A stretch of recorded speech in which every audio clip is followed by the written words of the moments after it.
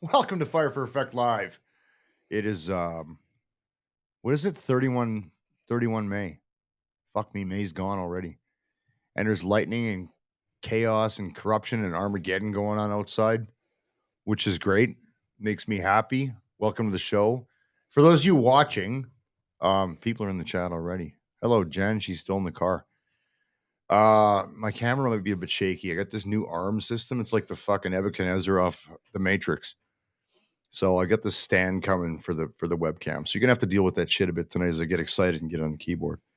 And I also got a whole bunch of new tech coming in. So I'm bringing the boys in. With me in the studio, Mr. KP Fevis. There he is. Good evening. Look at that. I got two cameras going. I got two mics going. You're in the studio. We're in the same space. There's no distortion. Here's Mr. Morgan Warren. Still in the fucking shitter in his basement. Still in the shitter in the Stone Ages here. Still fucking killing it out there. Got his Iron Maiden shirt on. Yeah, man. Oh my God. I can't believe all this shit works, man. Like it truly boggles the mind that all this shit is actually working. I got a new arm, which I broke the day I got it. I broke the handle off. Like how I broke my camera? Like how you broke your camera. Like minutes ago? He just got this Logitech C922 Pro with which is the web camera to get. And like fucking broke the just Hulk rage fucking cranked on this thing. Before we're actually live. Hey Chris, you press the button. Yeah, I know we're live. Okay, right on, because it's happened more than once. Danielle. Oh no, we're just fucking bullshit about what's he doing? How fucking stupid army guys break shit. Wait, what was he about to do? Was he about to start? I don't know, start pounding off. I was gonna say, man, like it's righty tighty, loosey, and you just crank that. You just thing crank her down like it owed you fucking money. I did. Bam, snap, right out of the box. Well, the best was like you didn't believe me. I'm like, this isn't working, and you're like, what are you talking about? And then like, the other headphones I had, the shit pair that's over there, I fucking like raged on them and snapped them the other day. I'm like, fuck, man. So not winning. Made it all work. Thanks for jumping in. We got a couple things to talk about tonight. We're going to go down to, just so everybody knows, we're going to go down to, like, it's summertime. You guys should be out barbecuing and doing summer shit if you're watching podcasts in the summer. Like, I know it's late on Ontario, and I respect that and appreciate that, especially Danielle. Thank you for joining in. We're doing a pod next week. Then I'm in Europe for a fucking big party. And we're gonna it'll be every 2 weeks in July. I got better shit to do than this in the summertime, I would think, unless like targets of opportunity appear and there's cool stories. So I normally start off with whatever, but I have to talk about dumb government shit of the fucking day. Positive Mike. Yeah, it's raining. Thank God. Maybe they'll lift the fire ban so I can burn all this shit in my fucking yard. Morinville lifted the fire ban. Did they? Did you think Edmonton would? Like everything's green. I know like last weekend, like Lac St. Anne County lifted it for the most part. Because I know people like have lake lots out like Alberta Beach, and they were having fires. Well, my luck. So I had my trees trimmed because the city complained that they were growing over, and they're not wrong, right? So the lawnmower guys on the other side of the fence couldn't cut the shit down. So I get them cut. I'm like, and they're like, well, we'll haul them away for extra money, all the limbs and stuff. I'm like, no, fuck it, leave it, I'll burn it. Boom, fire ban. So this shit has been sitting in my yard. And there's a lot of it for like the last, month? However long this has been going on. Anyway, who cares? So back to the government, because I enjoy shitting on them. We had our election. We got despair, syphilis, whatever you want to call it. I don't give a fuck. The government today, because there's not bigger problems. Inflation, cost of living, the fucking half the country's on fire. Here's what they came out with today. They got to put individual warning labels on each cigarette now. Not just the pack. This is what the federal government said? This is what the federal government came out with today. I know, you know what? They really should though put them on each individual cigarette, because I don't think most people are aware that smoking is bad for you. I know. I don't think so. I mean, a better awareness campaign is needed here, because clearly it is, because that smoking is not good for me.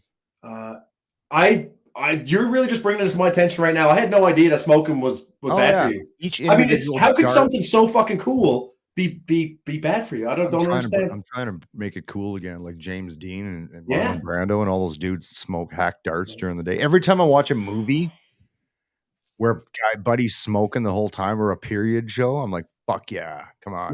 You know what the latest greatest thing that makes fucking smoking look fucking cool are those fucking stupid fucking e-cigarettes and all those douche flutes, and people look like they're sucking on C-3PO's dick.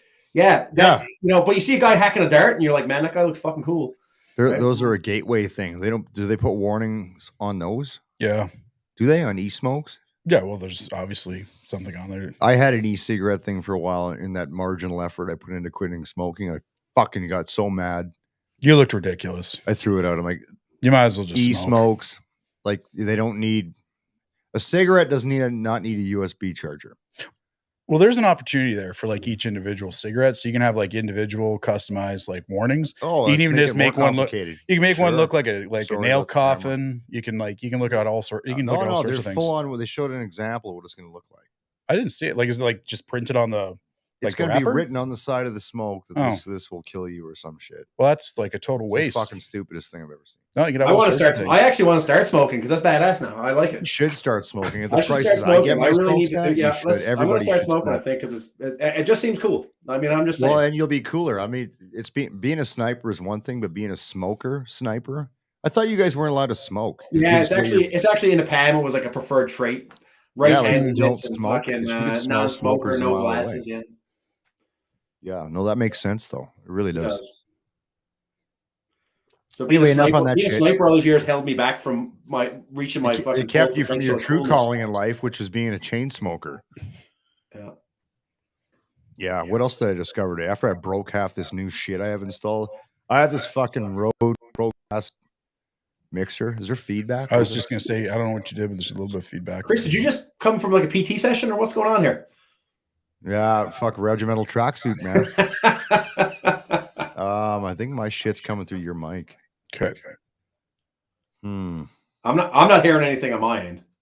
Well, maybe it might just be something with the mic. It could be through the headphones. Like I'm not getting anything. Can you guys hear? Can you guys watching? I know this is great content for you guys listening later.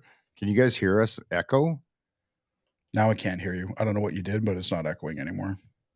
Well, I stopped talking. No. Right now, even as the dialogue, you don't get the echo. Fuck, he's brilliant. Well, I'm fucking telling you, that's what I heard. Okay. You fucking cum dumpster. Oh, fucking just shitting on me. Great show. I'm sure some chick out jogging tomorrow listening to this is like, what the fuck am I doing subscribing to this shit? Listening to brilliant content. That's what they're doing. 100% they are. I'm really getting tired of the Ukraine war shit every day. Like, I know how it's going. But now there's this like parallel to the Russian Revolution of 1917. You guys up on that? Listen, I just watched the Tetris movie the other day, which was like the story about Tetris and how they got it out of the Soviet Union. So that's about as current as I am with a lot of stuff. Expectation of my panel of guys to be caught up on shit in the news. They all just quit reading the fucking news. I couldn't give two shits about Ukraine. Fuck the lot of it. I couldn't give a good goddamn. The only thing that pisses me off is the fact that per capita, Canada's fucking sent more money to fucking Ukraine, per citizen than any other country on fucking earth. Yet here we are. Oh, I love the per capita fucking cop out. The per capita, we fucking suck more fucking dicks than any other country in the world too. Yeah, but fair enough. But the thing is that here we are, printing money to give away, and all it's doing is raising. But we print money to give away for fucking gender reorientation in South Africa. And we shouldn't be giving away money to any of that dog shit either. Well, I know. I'm just saying that's what we do. Yeah. But let's give money like billions. You're so angry. We have forget about the per capita thing. We've spent more money in the Ukraine in the last year and a half than we spent in fucking Afghanistan in 15. Interesting. We spend more money. We spend more money in the Ukraine than we do on our own fucking army, and we gave half our shit away. There you go. Like that's the only thing that I give a shit about the Ukraine, right? I couldn't give a shit if the fucking Russians fucking walked in there from fucking east to west and fucking rolled it all up. I couldn't give a fuck. I know. At least if the Russians did that, it'd be over. Christ. You want to keep going, or are you done? I'm done. Just awkward silence. Anyway, no one wants to acknowledge that comment at all. Right. This is why we have them on. It's the counterbalance to our boring fucking vanilla fucking rhetoric. Yeah, like I was asked by my therapist. Yeah, I'm in therapy. People like, fuck, I need to be. There's a bunch of guys who went over and fought over there, like volunteered. And she goes, "Did you ever think of it?" I'm like, "Fuck that. Nope." Like, no, I haven't. And I'll tell you what, and we're completely going to segue, but that's what we do on this show.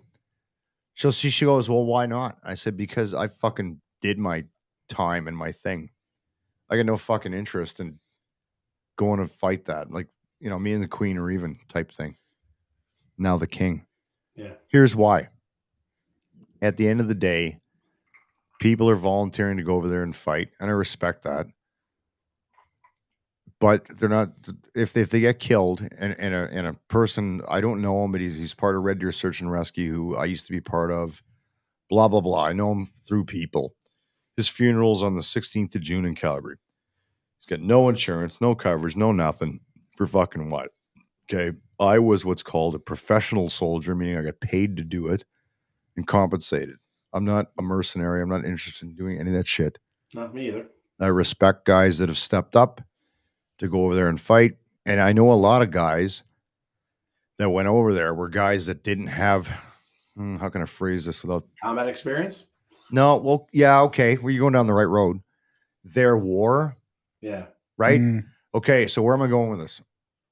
There's a lot of people that served in the military that did not do and go to the places that all of us did. And they fucking pray for that opportunity. Yeah. They didn't get to do the final PO check, so to speak. They didn't do the final PO check, and I get it. I understand that. Like, but prior to I understand it. Prior to me deploying over there, like I couldn't fucking wait to get over there. Me too. And then once you're there and do it a couple times or however many times you go, you realize this is fucked. War sucks. I just want to go do the job, get my guys home alive, back to their wives and their families, and fuck this. That's the reality. Yeah. But you can't talk those guys out of it, man, because I tried. I tried to talk them off the ledge. I'm like, you think you want to go do this. You don't. Like, just leave it. Let them fucking fight their own shit and stay the fuck out of it.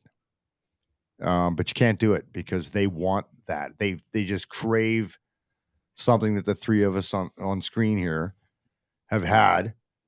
And you can't fucking talk them down, man. There's just no way you can do it. I think from a historical standpoint, I think that's something that men want, that men want to do, like that men crave. You want that ultimate adventure. You want to join the army. You want to go and fight. It's built into our DNA, man. We're hardwired to want to do that shit. So the guys, like you said, that didn't get to do that final PO check, that went over there, I understand why they went over there. But like you, Chris, I'm kind of like, but I'm like you. I'm like, nope. You know, me and the king are square. I did my job as a professional soldier. Yeah. And now, like you said, if you go over and you do that as a mercenary, like you're not going to be compensated, nothing like that. Whereas like, at least like us now, we can fall back. We've got pensions and Veterans Affairs. And at least if something did happen to us, like our families would be looked after to some degree or another, right? Not left holding a bag to try to put us in a box in the ground. The ultimate plan B. Yeah. Exactly. Yeah, at least there was a plan B. I can promise you that the Ukraine government, military, whoever, will publicly come out and thank anybody that supported them. But at the end of the fucking day, they're not comping anybody. No. They're like, fuck you. You're part of that Foreign Legion thing, whatever the fuck it was. Yeah. And okay, bye-bye. Put his ass in a fucking box and get him the fuck out of here and bring in the next one. Mm-hmm. And then 20 years from now, when it's all said and done, it'll be just like Afghanistan. They'll be sitting back and realize, holy shit, it was all for nothing anyway. Well, let's hope not. I'll tell you right now, pretty much most wars were all for nothing. I mean, you could argue World War I, II, I guess, maybe. Yeah. But at least we won those fuckers, right? Well, we approached war differently back then. Yeah, we did it better. We didn't fuck around. We were at war against a country, not at war in someone else's country. Yeah. So that's the big difference when you talk about Afghanistan. We weren't at war against Afghanistan. We were at war against the Taliban, which was an insurgency within Afghanistan while we were but if we had took some of the, I understand what you're saying, Chris, and I agree with you, right? But and like you said, when you're trying to win, you're trying to, you got like 10% of the people that love you, 10% of the people that hate you are always going to hate you, and you have the 80% of the population that are somewhere in the middle. You know, that's the classic insurgency. There was never any win in that. No, but you know, the people, like, you know, the coalition and the Taliban, we were always kind of fighting for, you know, that 80% to, you know, come and join us, right? Yeah. And everybody in between. I still think, you know, we should have taken a World War II approach to it, and we should have said, you know what? If you're inside those borders, you're fucking guilty by association. We should have went in there. We should have fucking killed everybody, everything that was fucking that had a heartbeat, and then we should have fucking leveled the fucking place. And then we should have left. We shouldn't have stayed there for 15 years, like rebuilding a nation. Fuck you, fucking, you know, helping you out later on financially. Fuck you. And we should have left. And we should have said, I swear to God, if this happens again, we're gonna come back here and it'll be fucking worse next time, motherfuckers. You know. And so you shouldn't, and don't harbor fucking terrorists. I mean, it feels like you're on the fence. Tell us how you feel. You know, don't harbor terrorism. Don't harbor terrorists. If there's bad guys in your country, we're gonna fucking kill everybody. Like, other than that, we're just wasting time, we're wasting money, and we're wasting our own soldiers' lives. So if we're gonna fucking start putting rounds down range, let's make it fucking count. I do not disagree with you. What is interesting to me is what's happening in Russia now, to bring this full circle. Don't we want to go back to 1917? 1917, Russian Revolution, where they said, well, we're tired of a corrupt government that's not benefiting the people. Well, it wasn't really a government. It was, and they were coming out of a war. I believe it was a royal family. I was going to say, they just toasted the royal family. That's all I know, but that's irrelevant. Well, no, it's relevant. One to of like the drivers was so there was what, 2 Russian revolutions, I believe, 1905, 1917. I'm not correct. If I'm not. I don't have Google at it. Well, you're allowed to spit misinformation. It's the internet. Doesn't matter. This is true. I believe it's 1905 and 1917. And both of those revolutions were driven by wars that the Russians had got them into that they were not doing so fucking good at. And I think somebody could fact check me here, because I got no time to fucking go on my computer. You can do it on chat. They were in war with Japan. Yeah. And it wasn't going well. They were under-equipped, undertrained, and it was dragging out. Does this resonate with anybody? Were they fighting samurais? They were probably fighting fucking samurais. That's what I was like. That's why they lost. Like, especially what, the Russians or the Japanese? The Russians, man. Oh yeah, yeah. You don't want to fight a samurai. Don't fuck with samurais. Did you see The Last Samurai? Can you imagine? Well, yeah. Tom fucking Cruise coming at you. I'd surrender too. Was that what happened? Tom Cruise fought the Russians? Was The Last Samurai. I saw the fucking movie. Is that what happened in 1905? I don't know, man. Okay. I'll fact check it on Wikipedia later. Knows everything. Not helping. Samurai. But this is going great. No, but with 1905, 1917, it was the first thing that initiated all that was them taking out the royal family, which, oh, sorry, buddy. You got to stop tapping. I know. He's a fucking newbie. Well, it's just talking with my fucking hands, right? FNG clicking and clang, and he doesn't read. I bought him an expensive microphone, and he's just sitting there like this. You guys hear lectures? Yeah, fucking, we're in the bar. Fucking fuck you. And he quit drinking. Well, I did quit drinking, but the thing is, I got to talk with my hands, right? Because it's all point of reference. Don't touch anything. I'm not touching. I'm touching the chair. I put a lot of money into this shit. Well, so I won't touch. Fuck around and bang on stuff. Listen, I won't fuck with the chair. But anyway, keep going. Well, I don't know what the catalyst was. 1905, 1917 was. They just got rid of the monarchy. That's what they did. Yeah, no, they want to get rid of the czars. And that's what the socialist system kicked in, ultimately turned into what is now the U.S. or was the USSR. But wasn't that also like a push of Marxism? Like, I think that was the narrative initially.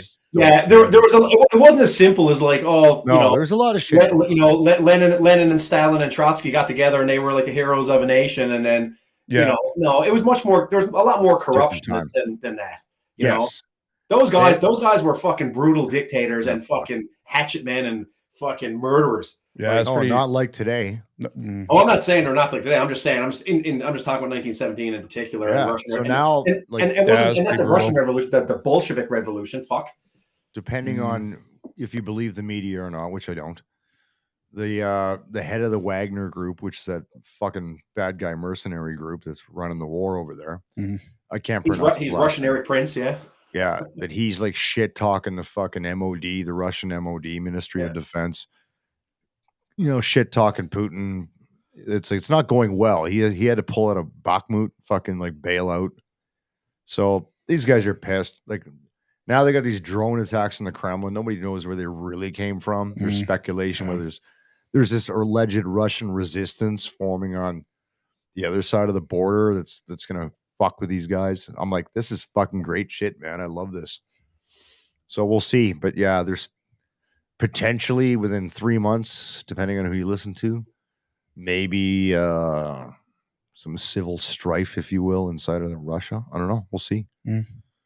We shall fucking see, but it'll be interesting. Outside of that, I don't pay a lot of attention to it. It's a bullshit war. So what you're saying is there's going to be a big old revolution in 2023. I don't know. The whole planet's fucked right now. I you know what? I doubt it. I don't think that. No, I don't. No, anything's going to fucking happen within. Within. I don't know. They probably doubted it in 17 too. I don't think the Russians are going to turn on the Kremlin. I really don't think they are. Well, who's attacking it then? Some random kids with drones. Some kids with fucking drones. It's remember earlier how I was saying how much money Canada has fucking pumped into Ukraine. Well, the United States has pumped in just as much or more. Yeah. So has all the Five Eye nations. So has everybody on fucking planet Earth. These motherfuckers got more fucking money than the royal family. You know, so they got money to wage war. You think they can't come up with a few fucking stupid fucking drones and they don't have to smart people? Of course they can. In the 1980s, we complained about fucking kids hanging out in front of 7-Elevens with their goddamn skateboards. No, they're there with now their drones. It's 2023. It's like those goddamn kids and their fucking drones. Well, it was kids and their drones, but prior to that, it was just kids with those lasers. Everything. Because kid with lasers and fucking laser pointers, laser pointers shooting them at planes. If you go back to Iraq. Like in Iraq, I mean, you had dirt farmers were taking like fucking drones you'd buy off of Amazon, and they'd attach a fucking mortar bomb, like a 60mm mortar to it, and fly it over places and turn it off, and it'd fucking drop and kill people. Like, if a dirt farmer in fucking Iraq who can't fucking read or write or doesn't know fucking anything can do that happen, can make that happen. Like, I'm pretty sure like some well-educated fucking mercenaries or some fly a fucking drone. Except me. But that's what I mean. But how many former drone pilots from Canada and the US and the West like went and joined like the Foreign Legion? There's probably a lot of guys.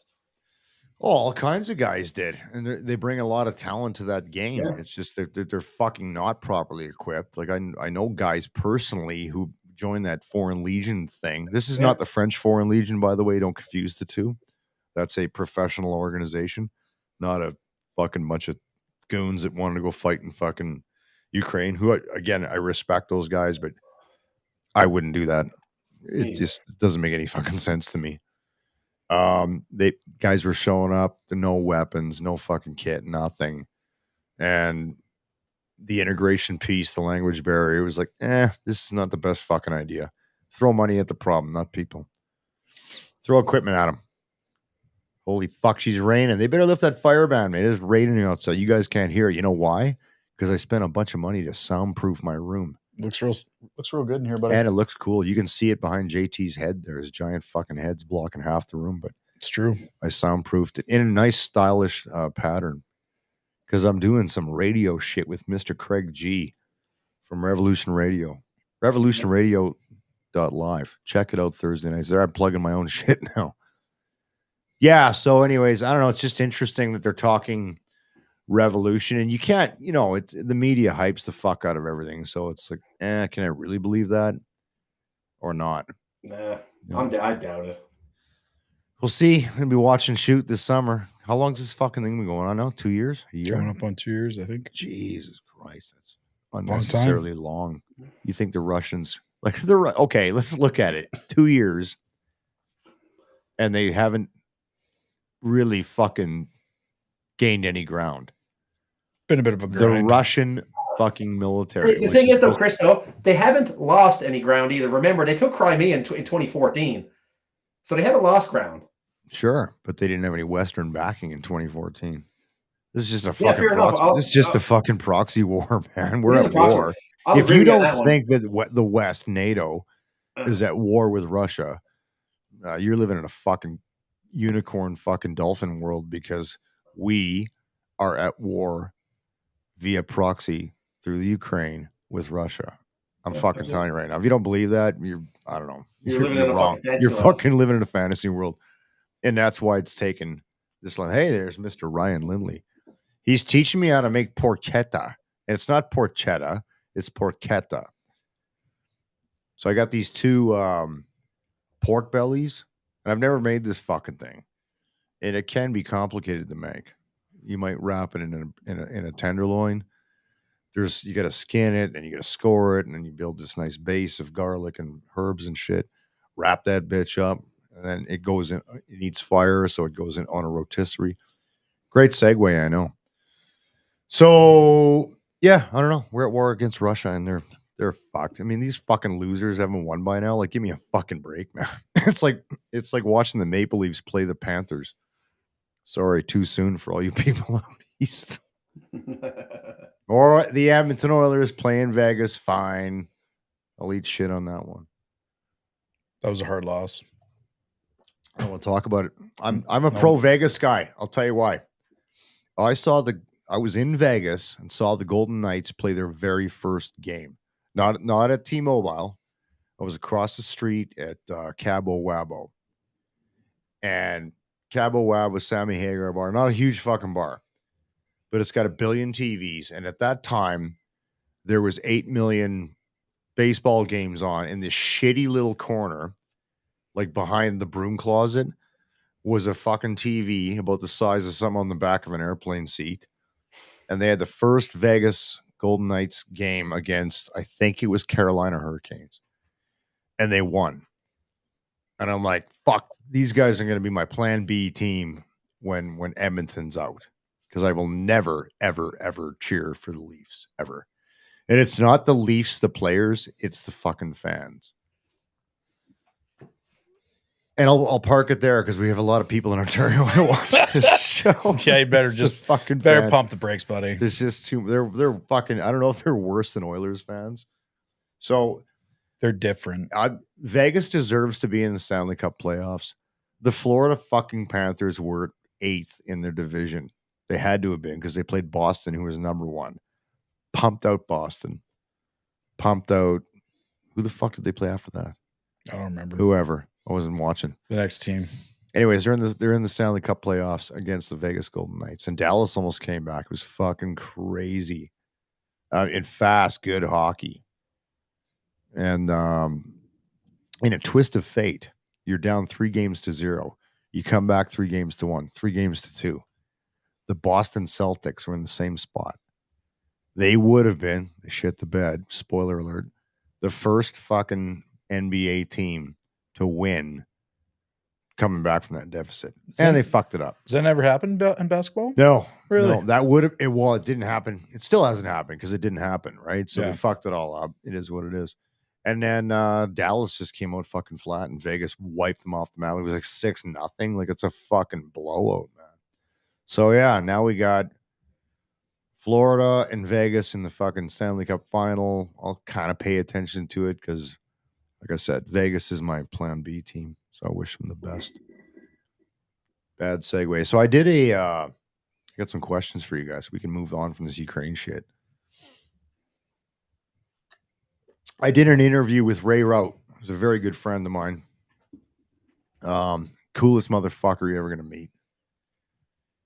He works for an organization called Job Skills Canada. He's a marketing guru, social media, or what's the word? Influencer. Like fucking just genius guy. And just, holy fuck, do you hear that shit? Boom, baby. Charismatic, brilliant guy. Love him to death. Funny as fuck. Scary as fuck. I wouldn't want to fuck with him. He used to be a CO in the prison system. And he wanted to interview me about like job skills and shit. So I was prepping, like thinking of all the shit I was going to say and everything. And we didn't do a lot of prep work to get into it, which I like, because too much prep work means you're overthinking shit. It's like jump in, be organic, get it done.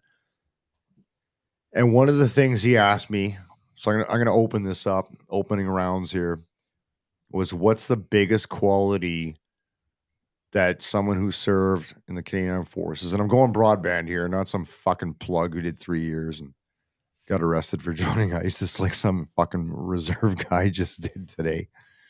A guy that put in his time, was Master Corporal to Warrant Officer type level, gets out, kind of like where Morgan's at right now. Mm-hmm. What do you think? I'll give you my answer last.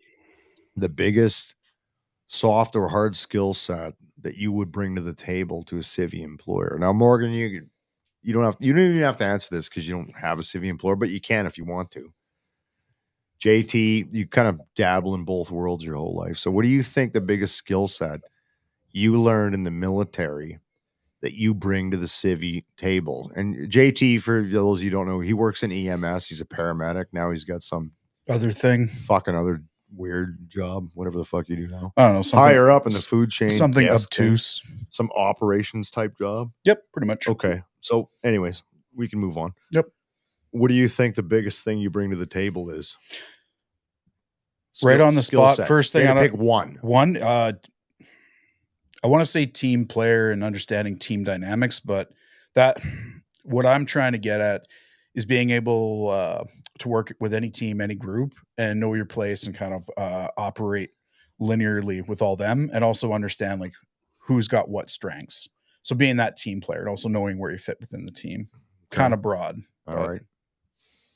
Morgan, what do you think you can carry forward? I know you don't have. You know what? I mean, because like so for the last year, 2 years almost right now, like I haven't been totally fucking idle and sitting around doing fuck all. Like I've got my my Blue Book apprentice as a motorcycle mechanic. That's nice. That's a good point. Yeah. Right. And I've been working. So I have been working in operations. I've been a guy like I've been like the no hook private on the fucking floor. Kind of learning a new trade. And I think the thing that I kind of bring to the table is like at that level is the fact that number one, like you're dependable, you're going to show up on time. 2, you can follow direction. 3, no direction, kind of make shit happen and you can still get the goddamn job done. Because at the end of the day, like I'm not a journeyman motorcycle mechanic, but at the end of the day, I know what needs to happen. I'm like this item you have a work ethic. Yeah, exactly. You've got a work ethic. And I think a lot of people see that, and especially like over at After Dark. I mean, the owner over there, Cordell. I mean, he hires vets all the time, like apprentices. Yes, he does. He's very supportive of the veteran community. He's very supportive of the veteran community, and like right now, he's got like 3. He's got 3 veterans working as apprentice mechanics, and he's got a 4th one kind of like working like behind the scenes with regards to like marketing and business and dog shit like that. So. And even right now, like where I'm at he doesn't pay me because the Army's still paying me because technically I'm still in the Army. So I mean, it's good for him too because I'm getting I never had the luxury to say technically I'm still in the Army. Technically, I'm still in the Army. I'm still getting paid. So he doesn't have to like pay me dollars. Yeah. Right? But I mean, he helps me out in a lot of other ways, right? Because I mean, obviously, just like you, I ride bikes, and I mean, every time I'm there, like he's, he'll be, if I'm, willing to learn, he'll put on like tutorials for us every Thursday morning. He'll go through the first and second year, apprentice program with us. Yeah. He's heavily involved in like the apprenticeship in Alberta. So he's like very, like he's on top of us all the time to make sure that we are actually learning. Right. And, and even right now, like I said, where I'm at the transition center and I'm going to come up with a plan. So now essentially the transition center, my official place of duty will be over at After Dark. And so then that's, once a week. Just to interrupt you quickly. So the transition center is it's not a new thing. It's gone through a few different names. Yeah. But it's an evolutionary process that helps people like Morgan or whoever guys, either they're releasing for XYZ reasons, transition from the military to the civilian world. And it's gotten a lot fucking better than it did, it used to be back in like way back in the day. So that's good. So those guys are supporting you and helping you do the shit you want to go do. Yeah, and I haven't even been there for a month, but now I'm like, here's my proposal. This is what I'm going to do. Here's where I'm going to work based on my mills. They'll actually do up an agreement. They'll send it over to After Dark, and he's done it. And Cordell's done that 2 or 3 times prior to me for guys working over there as members of JPSU or the transition center, whatever you want to call it. Yeah, and he sorted guys out. And where he is heavily involved in the apprentice program in Alberta, then if you work for him, he's fast tracked a lot of guys like onto the Harley technician course up at Grand Prairie Regional up in Fairview. So, I mean, he's been super supportive and the transition center is all about it. So I think, like I said, so back to just to circle back, like I said, what do we bring to the table as veterans? And I think like you said it, like I said it in a roundabout way, but you said it, Chris, is work ethic. I mean, Cordell could pick anybody he wants, but why does he keep picking veterans, right? Well, because he knows you're going to show up on time. Yeah. He knows you're not going to clock out early. I mean, it was interesting, some of the questions Ray asked me, and I'll get to what I said, but because I said a bunch of things. I said, first of all, man management or people management, if you need to go that fucking direction. Logistical management, how to manage logistics. I said, an army marches on its stomach, quote unquote, Napoleon Bonaparte. Yeah. Managing those logistics, if you're a fucking ground pounder, and understanding what it takes to do that. That's how you become a CQ or company sergeant major or whatever, is understanding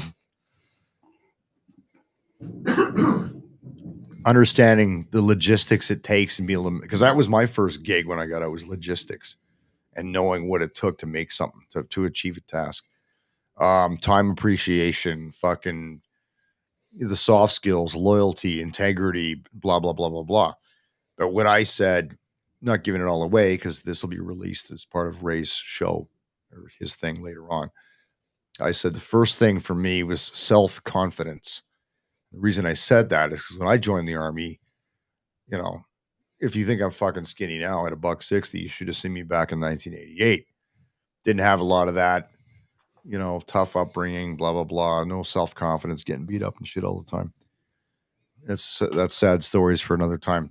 End of the day, once you get a team of guys around you, because we're used to that dynamic that prop you up and give you some confidence to be better at everything else, that is what drives every other skill set to me. Is if you need to be confident in yourself, not arrogant. And I also said there's a difference between self-confidence and arrogance. Arrogance is self-confidence plus ignorance is what equals arrogance. So be self-confident, be humble, you'll be fine. And once you're confident in yourself, all those other skills, your managerial abilities, your leadership abilities, your personnel management abilities, managing people and leading people are two different fucking things. That's for another day. Those skill sets amplify out better if you're confident in yourself first. So that's what I said. So to me, it's shit like that brings, there's so much stuff. You look at guys' resumes when they get out, and mine was fucked too, because we use acronyms. We can't speak CVEs. And my resume was dog shit. And I needed somebody to help me translate it into the skills that I'm talking about so that they resonated with a potential person that's going to hire me. Talking about, you can tell them you were a fucking senior NCO. They don't know what that means. You need to say middle management. It's translating those words into something. And I spent a lot of time when I got out helping guys out. There was a friend of mine. I'm not going to name him. He was a fucking big boy. Some of you guys might know him. He was a tanker, and he had the fucking worst resume ever. It was like drove tank, fired gun from 1990 whatever to 2000 whatever. I'm like, okay, we can work on this. No problem. So I fucking called him up and I literally interviewed him and said, well, did you ever, throw a beer can into a blue bin? Yep. Okay. Well, you're an environmental guy. You're environmentally aware, man. You recycle. Did you work in the queue folding cabinets? Yep. Okay. You're now a logistician. like fucking shit like that, man. Yeah. And I'm making light of it, but it's like, the point is there's a bunch of skill sets that you have that you don't know that you have. You take it for granted because in the military, for everybody watching and listening, we live in this fucking microcosm, and back in the 80s and 90s and shit, it was a smaller microcosm because it was closed bases. People couldn't just drive on them and go play golf and shit, go shopping at Canucks. You weren't allowed to do that. And all the military wanted you to do back then was do fucking army shit. That was it. You didn't have to pay any bills. It was literally all covered. Your R&Q came off your pay. If you lived in the shacks, your fucking phone bill, if you had a phone, came off your pay. Everything you had you bought on the Canex plant came off your pay. So you had no financial management skills, nothing. It was they just wanted you to go to the field for 6 weeks at a time, come back, do maintenance, go back, go on course, go back to the field, go on leave, and then repeat. That's how it was. And it wasn't until like later on, they're like, maybe people should move out and live on the economy and kind of learn some skills about life and shit. So that's been that evolutionary process. And now there was no JPSU or transition center. JPS is the Joint Personnel Support Unit, which I believe is just called Transition Center now. Yeah, transition center. It's actually very intricate now. Like because you've got different transition centers and different bases. And I have no idea how it is now. So they've almost got it set up like an army unit. So picture like like you got like transition units on every base, and then you'll have like, and each one of those has a sergeant major, and then say there's an RSM that controls all the transition units in the western area, and then you've got like the transition unit like command sergeant major up in Ottawa. It's very structured. At the transition, so the transition unit in Edmonton is, the old base hospital where dental was, right next to the MP shack. Yeah, I used to work right above it.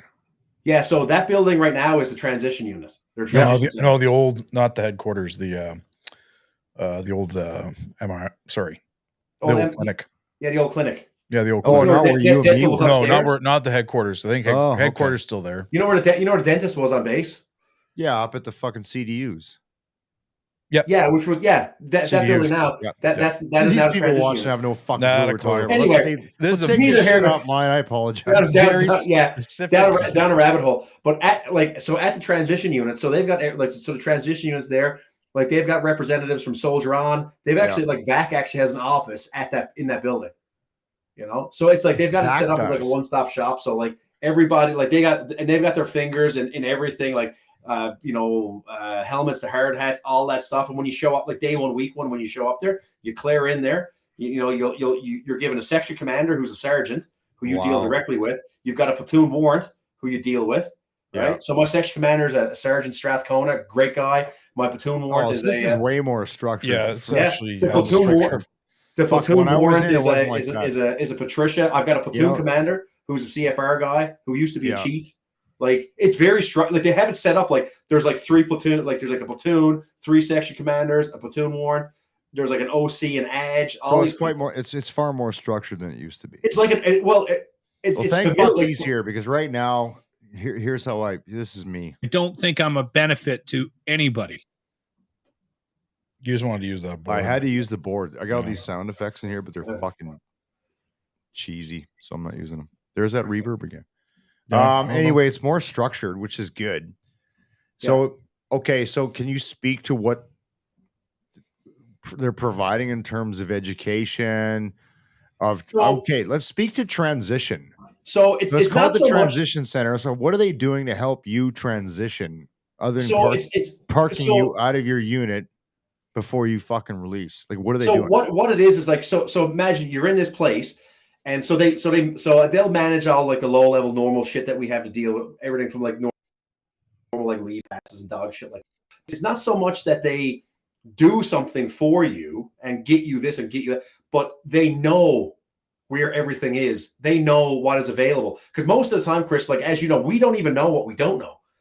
So that's the whole point of this conversation is we don't know. Me and you are like, you put your hands in the air, you're like, I'm getting out of the army. And then they're like, okay, well, what are you interested in? What do you want to do? And you're like, oh, you want to do this? Well, you know what? There's this, that, and the other thing that's actually available, like through the military, to set you up for success in the future. So they are doing something. Yeah, and like they will talk, and then you've got a case manager there that talks to the MIR on your behalf, to your nurse case manager. So from the medical side of the house, so they're taking like all your regular admin bullshit and your day-to-day, tying it in with your medical to try to do everything that they can to smooth out your exit from the military. Even like when I was there, they're like, hey, do you want to do you want to start turning in your kit now? I'm like, I'm not going to be out for another 2 years probably, right? And they're like, but you're not going to the fucking field either. But they're like, you're not going to the field. They're like, and do you want to wait till the last minute, or like you can go in, we can get you your docs, you can start turning it in slowly over the next couple of months. I'm like, that's not a bad idea, No. So how long are you going to be there for? Do you know? Okay, so I went actually this morning. I went in for like my TCAT review, and they put me on a PCAT. So now I've got to wait for explain. Okay. So it's on a temporary category. Explain TCAT. PCAT. Yeah. Okay. Yeah, that's right. So it's not us. We're not in a bar. There's civvies watching and listening. There's civvies watching. So in the army, you have a medical category. right? So, and then you can be on like like if you get sick or you get a broken leg or you have a mental injury or whatever, you'll be put on a temporary medical category, which will restrict you from doing certain duties or certain things, right? Or leaving a certain geographic location. And once you do, and then you'll get reassessed 3 months later, and you can either come off a category and come off of a temporary category and go back to a regular medical category, or you can do another temporary. And once you do 3 temporaries in a row, they'll put you on a permanent. And then from a permanent, then your medical file will go to Ottawa and be reviewed by like the big giant heads in the Army medical system, and they'll determine whether like should we keep this guy around? Can he be medically re-employed somewhere else? Does this tie into universality of service? Yeah, exactly. It ties into universality of service, and they're like, or they may determine like, you know what, you're too broken and you're too sick, so you are going to be released from the military. Either you're going to work in the canteen or the regimental fucking library, or you're gone.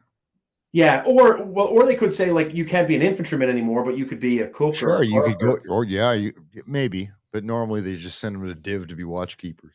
Yeah, and you could. The thing is, when you're there, like I could say, like, you know what, I don't want to get out of the military. I'd like to be retained, and if they can find a position for me to say, like, you know what, you can be like the watchkeeper over at div, and you're never going to leave Edmonton. I could be like, okay, I'll accept that, and you can stay around for a little bit. You got to plead your case, right? But I think right now in this day and age, they're so hurting for people. If you said, you know what, I'll go fill a hole and it'd be the canteen queen, they'd probably keep you around because they're so hurting, right? So listen to this shit, man. So just to go back to when Ray was going to interview me, I just went on the fucking CFRC web, or like the fucking Army website, or the Canadian Armed Forces website under recruiting. Okay, and the minimum, here's the requirements. And I'm just going to focus on the age one. It was between the ages of 16 and 57. Yeah. I'm like, fuck, man, I can get back in, man. Actually, that's 57? Are you fucking kidding me? No. Like give me a fucking break. What You're we were talking about earlier, was like, it's like we're marching towards World War III. So that age of 57 actually just that's it's only new as of this new. year. For everybody watching and listening, like go to forces.gc.ca. So there's a bunch of European nations. 16 to 57. The fuck, Chris, that's fucked, man. Chris, that's how desperate we are. Chris, in France, I'm not sure what age you can. I don't quote me on this now, but they raised the age that you can stay in the military is age 70. Wow.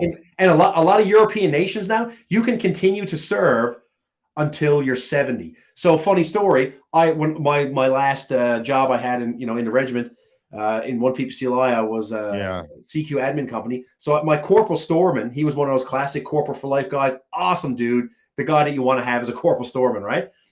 He just turned 60. He just put in a memo, and he's being retained till he's 65. 65, yeah. Oh yeah.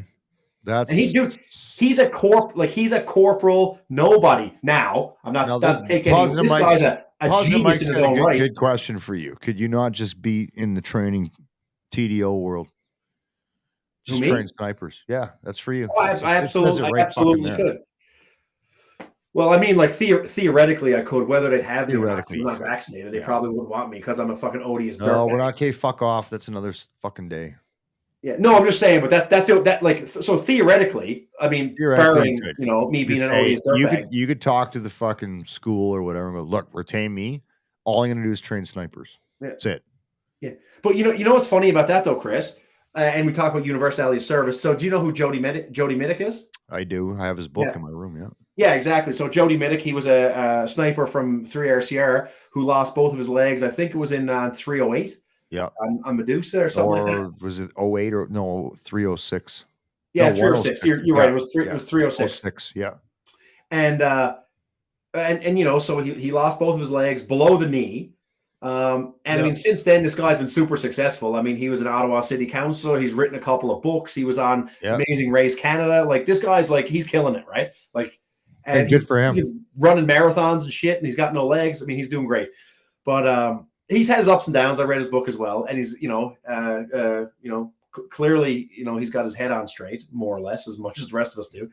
But like, he's also another individual that like he had a lot of like technical expertise and a lot of corporate knowledge. He's an individual that, despite the fact he doesn't have any fucking legs, but he does have new spring legs, he could have been put in like the training system and trained snipers 100%. forever and ever, amen. 100%. But Because what's he didn't have happening is legs, all these fucking guys are going to go work for civvy companies and run civvy fucking sniper training. yeah, Right? Why wouldn't they?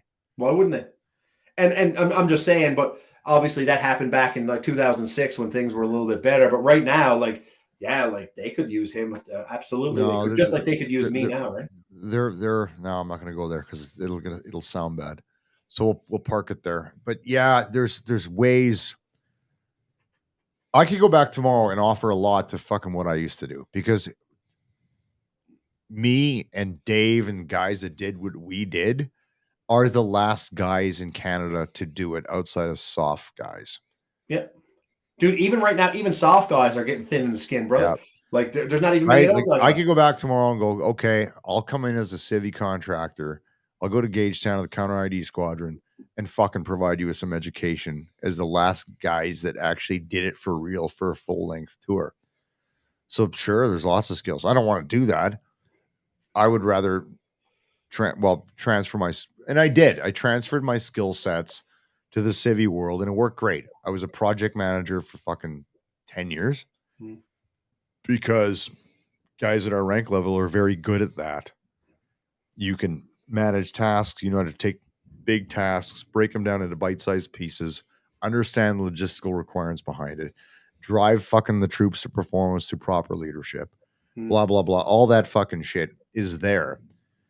The thing that's still being worked on, and I hope Transition Center achieves this, is how to translate skills you have that you don't know you have to the civilian world. And a lot of it's just fucking how it's written down, spoken. Chris, they do have people like that there to help you, like with resume writing and how to translate your military. Good. Well, it's about fucking time they do in English. Like they do. Like I don't even like put it this way. I know maybe like 10% of what the Transition Center has to offer, but everything we've talked about, they do have it there. I think like at face value, I think the Transition Center is like, because we went from SPHL to JPSU, and now they're well, acronyms change in the military every fucking it is 2 but years. I think right now, like even the fact that like I've got a section commander and a platoon warrant and an ADJ and a CO, for me to go there now, it's familiar. Now I'm like, okay. Do you know what? So back in the day when me and JT were in that old building, so I'm gonna go back to the mid 2000s. SPHL at the time had 2 fucking uniform guys. There was a captain and there was Carl Coventry, the warrant officer. 2 guys. That's it. That's all they had. Like no one gave a fuck. We were balls out war fighting back then. Yeah. And they didn't care. So the fact that you're telling me that they're fully manned up and structured, I think it's a good thing. I really do. It absolutely is, right? And like what trades are these guys? The only people I've dealt with so far have been infantry and armored. Okay, so you like to fuck? They should get some clerks and no. So now there are civilians that are employed there as like I'm probably because like you're not going to learn shit from an infantry or army guy. You need people who know how to transition those skills to the fucking civilian market, right? So I guess I'm talking from the section commander, platoon warrant, adjutant, CO, RSM. Those guys that I've dealt with are all like infantry and armor guys, and they're great. But now there's also a bunch of civilian employees that work there, and I'll call them, for lack of a better term, case managers.